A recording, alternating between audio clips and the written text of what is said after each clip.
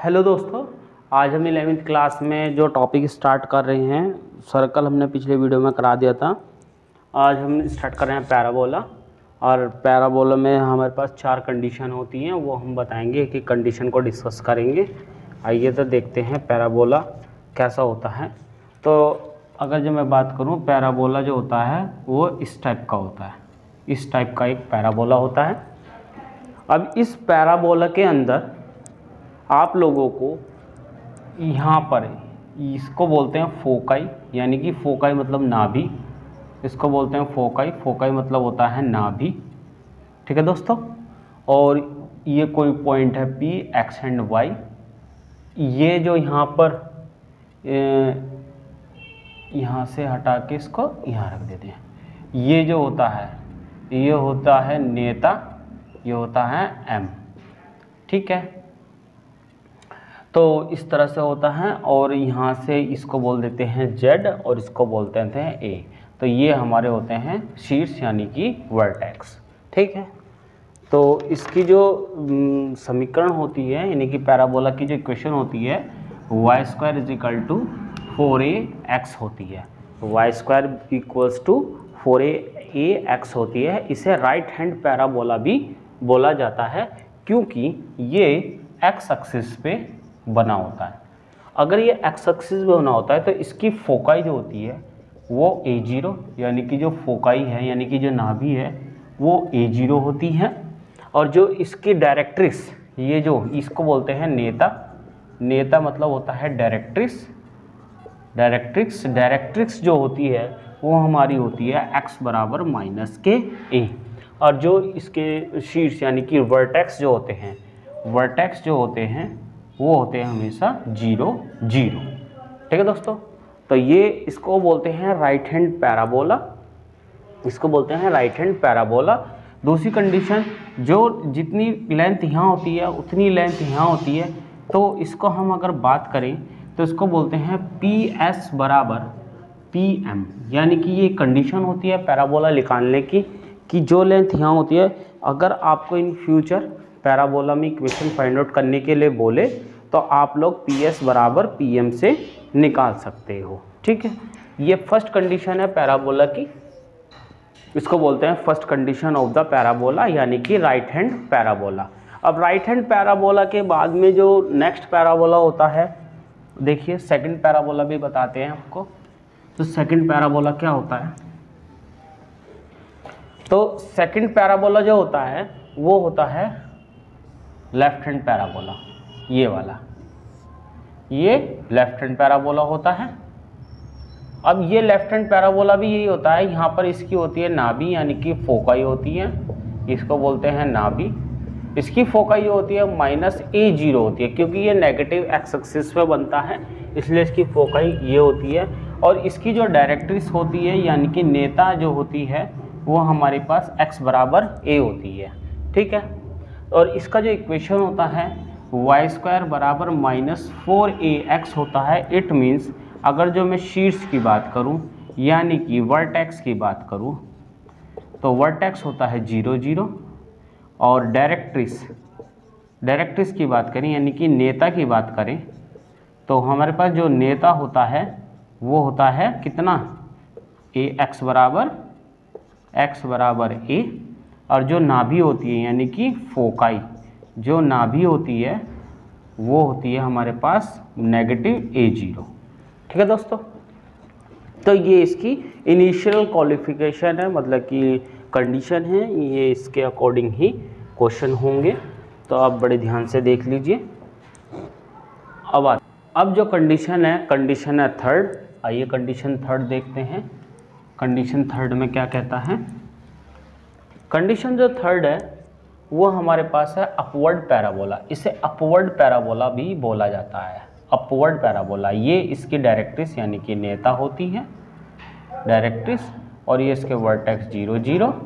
और ये इसकी फोकाई यहाँ से यहाँ तक SPM। इसमें भी कंडीशन SP = PM ही लगती है, ठीक है। और इसकी जो नाभि होती है वो 0 A होती है। और इसके वर्टेक्स, इसकी जो डायरेक्ट्रिक्स होती है y = माइनस ए होती है। तो वर्टेक्स इसके क्या होते हैं, यानी कि इसको बोलते हैं शीर्ष 0 0, इसको बोलते हैं शीर्ष 0 0। हिंदी और इंग्लिश में दोनों में कन्वर्ट करके बता रहा हूँ ताकि दोनों लैंग्वेज में बच्चों को समझ में आए। और फोकस, जो उसकी फोकस यानी कि फोकाई जो होती है, यानी कि इसको बोलते हैं नाभि। नाभि जो होती है वो 0 A होती है, ठीक है दोस्तों। और जो इसकी डायरेक्ट्रिक्स होती है, यानी कि जो इसकी डायरेक्ट्रिक्स होती है, डायरेक्ट्रिक्स जो होती है y बराबर माइनस ए होती है, क्योंकि ये y एक्सिस पे बना हुआ है तो y बराबर माइनस ए हुआ करती है, ठीक है। तो ये अपवर्ड पैराबोला बोलते हैं इसको, यानी कि ऊपर की तरफ बना हुआ जो पैराबोला है वो होता है। आइए नेक्स्ट पैराबोला देख लेते हैं। जो इसका नेक्स्ट पैराबोला क्या होता है, नेक्स्ट पैराबोला चौथा पैराबोला होता है डाउनवर्ड पैराबोला, यानी कि जो डाउन की तरफ को होता है, ये वाला पैराबोला जो नीचे की तरफ को होता है, इसको परवलय बोलते हैं हिंदी में इसको।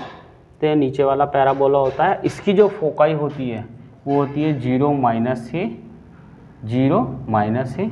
यही कंडीशन इसमें होती है SPM, तो PS बराबर PM हुआ करती है। और इसका जो वर्टेक्स है वो 0 0 हुआ करता है, और जिसकी समीकरण होती है y बराबर a, यानी कि डायरेक्ट्रिक्स होती है। तो हम लिखते कैसे हैं, इसके जो शीर्ष होंगे यानी कि जो वर्टेक्स होंगे वो 0 0 होंगे, और जो इसकी डायरेक्ट्रिक्स यानी कि जो नेता होगी वो होगी y बराबर a, y बराबर a हुआ करती हैं। और इसकी जो नाभि होती है, नाभि जो होती है 0 -a हुआ करती है, और PS बराबर PM, जो इसकी पैराबोला की इक्वेशन हम निकालते हैं। अच्छा, इसकी स्टैंडर्ड पैराबोला जो होता है x² बराबर -4ay हुआ करता है, ठीक है। पिछले वाले का जो पिछले वाला पैराबोला था उसका होता है x बराबर 4ay, नेगेटिव हट जाता है, जो पिछले वाला बताना भूल गया मैं। पिछले वाले का होता है x² बराबर 4ay हुआ करता है। तो आइए इस पे क्वेश्चन देख लेते हैं, क्वेश्चन किस टाइप से बनते हैं और क्वेश्चन क्या क्या होते हैं। तो जैसे कि NCERT का 11.2 जो एक्सरसाइज है आप लोगों की, उसमें ही क्वेश्चन है। आइए उन क्वेश्चन को देखते हैं कैसे कैसे क्वेश्चन हमें करने हैं। तो 11.2 में एक्सरसाइज जो NCERT है उसमें पहला क्वेश्चन कहता है कि y² बराबर 12x, ठीक है। तो इसमें इसकी फोकाई बतानी है, डायरेक्ट्रिक्स बतानी है, और लेटस रेक्टम बताना है, सब चीज़ बतानी है। अच्छा, एक बात बताना भूल गया, सभी पैराबोला की जो नाभिलंब होती है, सभी पैराबोला की जो नाभिलंब होती है वो 4a, यानी कि इसको बोलते हैं लेटस रेक्टम, ठीक है। ये बता दिया जाए आप लोगों को तो सही रहेगा। जितने भी पैराबोला हमने 4 के 4 पढ़े हैं उनका जो नाभिलंब होता है यानी कि जो लेटस रेक्टम होता है वो होता है y बराबर 4a हुआ करता है। आइए क्वेश्चन देखते हैं इस पे कैसे कैसे बनते हैं। अगर वो इसमें आपसे नाभि पूछे इसकी नाभि क्या है तो आप सबसे पहले इसके कंपेयर कर लीजिए। कंपेयर करेंगे y² बराबर 4ax है, क्योंकि पॉजिटिव वाला है तो ये पॉजिटिव y² बराबर 4ax वाला ही होगा। तो ya बराबर आ जाएगा 12, तो a बराबर आ जाएगा 12/4, तो ये आ जाएगा 3 कट के, तो a बराबर आ जाएगा 3।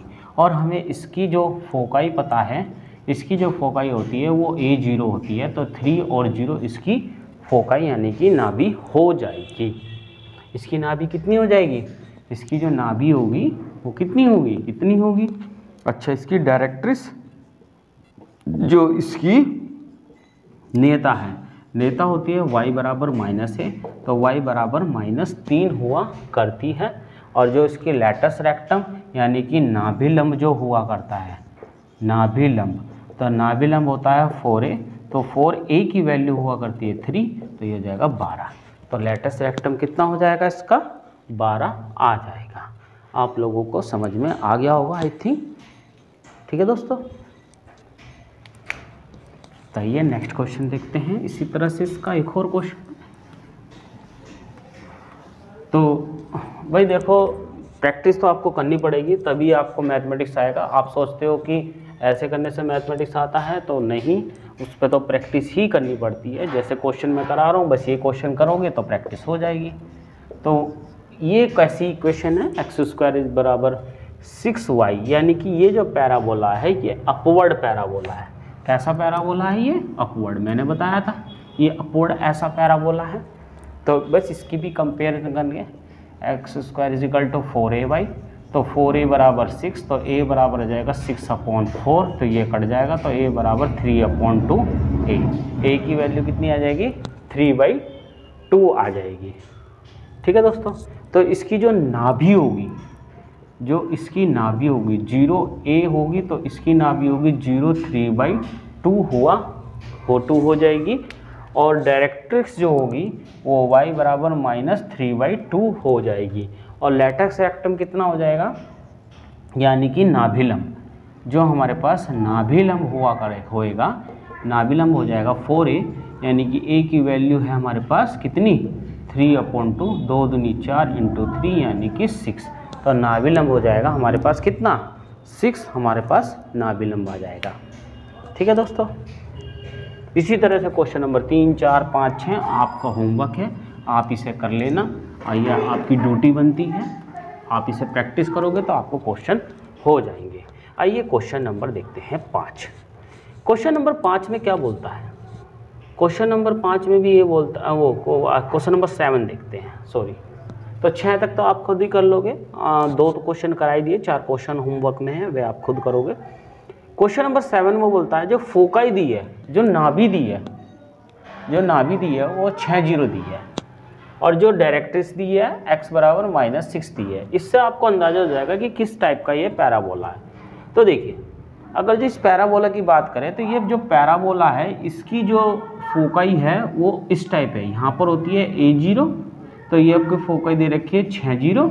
ये यहाँ से इसकी डायरेक्ट्रिक्स होगी, ये पॉइंट P होगा, ये S होगा, ये M होगा। तो y, ये x बराबर कितना दे रखा है? -a। x बराबर कितना दे रखा है? -a, x बराबर 6। ठीक है, आप लोगों को समझ में आ गया होगा। तो ये किस टाइप का पैराबोला है। अब बात आती है इसके वर्टेक्स की। तो हम बात वर्टेक्स की, अगर जो हम इसकी इक्वेशन की बात करें तो हमें पता चल गया a बराबर 6 है। इसके शीर्ष बराबर कितने हैं? शीर्ष हमारे पास 0 0। लेटस रेक्टम यानी कि जो नाभिलंब है इसका कितना है? नाभिलंब है हमारे पास 4a, 4 × 6 = 24। क्लियर है। और एक समीकरण की बात करें तो y² बराबर 4ax हुआ करता है। a की वैल्यू 6x हो जाएगी, ये हो जाएगा 24x = y²। ये इसकी क्या हो जाएगी? y² बराबर 24x, इसकी समीकरण आ जाएगी क्वेश्चन नंबर 7 की। आई थिंक आप लोगों को समझ में आ गया होगा।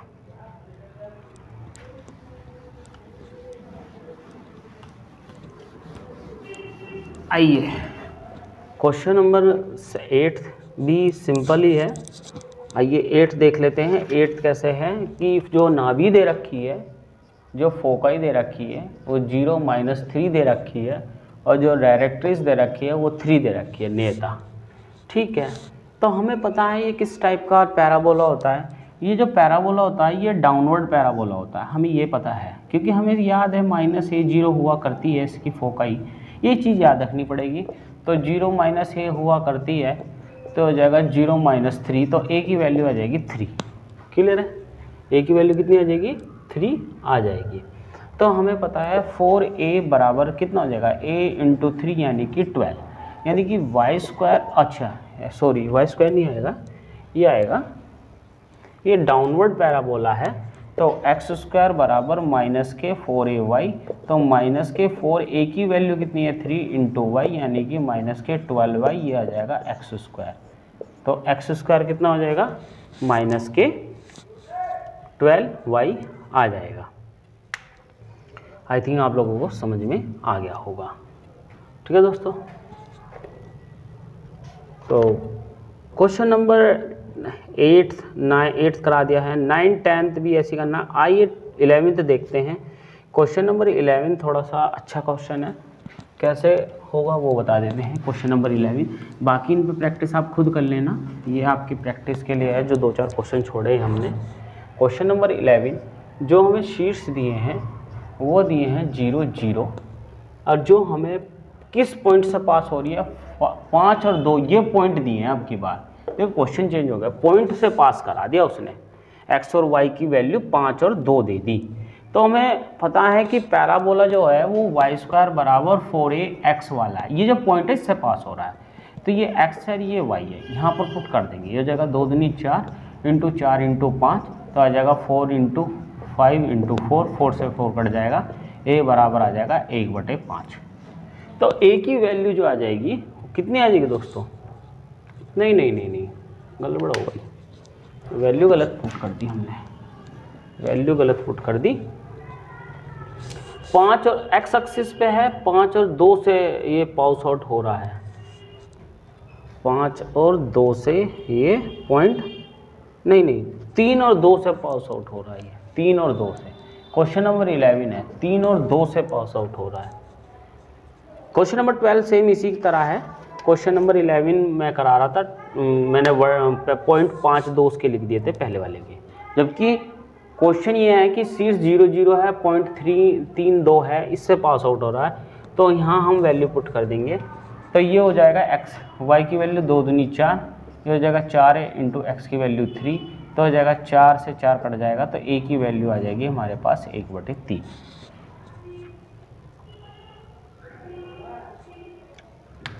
1/3 फिर गड़बड़ हो गई, ये 2 3 है, अरे क्या हो रहा है, ये 2 3 है, ये गड़बड़ हो गई।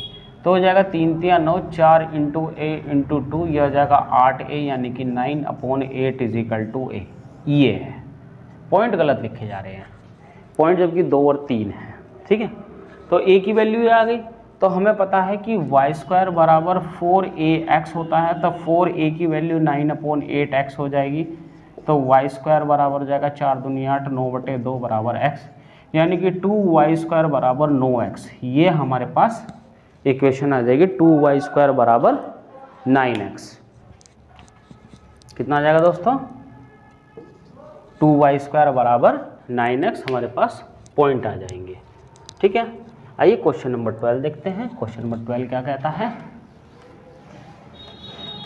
क्वेश्चन नंबर 12 जो कहता है वो कह रखा है शीर्ष जो हमें दिए हैं वो 0 0 दिए हैं, और जो पॉइंट दे रखे हैं वो 5 और 2 पॉइंट हमें दिए हुए हैं। Symmetry about the y axis को सिमेट्री बनाता है, तो हमें पता है ये x² बराबर 4ay, ये हमें इक्वेशन पता है। तो आ जाएगा 5 पंजे 25, 4ay इंटू 2, ये हो जाएगा 8a/25, तो 25/8 इजिकल टू a आ जाएगा। a की वैल्यू 25/8 आ जाएगी।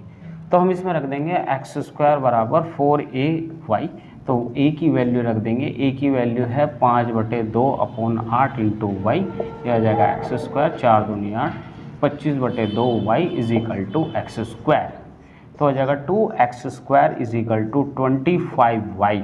यह हमारे पास क्या आ जाएगी? इक्वेशन आ जाएगी, ठीक है। तो 11.2 एक्सरसाइज आप लोगों को हमने पैराबोला पढ़ाई है, तो आप इसमें जो है हमारी वीडियो देखते रहिए और हमारे चैनल को सब्सक्राइब जरूर कर लें। दोस्तों वीडियो पसंद आई हो तो अगले नेक्स्ट वीडियो में, नेक्स्ट लेक्चर में जल्दी मिलते हैं। थैंक यू दोस्तों।